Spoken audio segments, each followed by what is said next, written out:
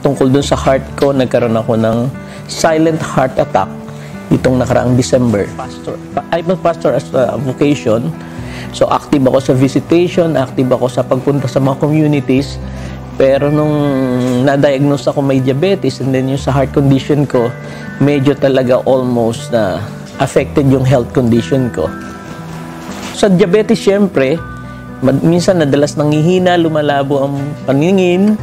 And then, doon sa heart naman, sumasakit yun talaga ang dibdib ko. Mga ilang meters lang ang paglalakad ko. Mostly fatigueness and then yung sigurong affecting na yung aking kidney, affected na rin yung aking heart. Sabi nung doktor ko, Pastor, nag-silent heart attack po kayo, hindi nyo pa alam. Hindi ho kayo. Siguro po, good thing na lang na hindi kayo tinanggap ni San Pedro.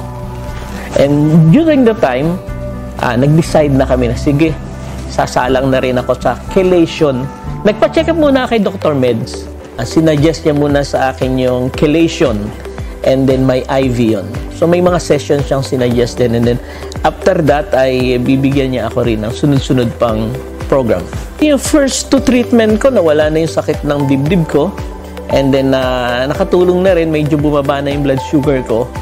So, very holistic talaga yung medication nila. Sino man po dyan, hindi lang senior citizen.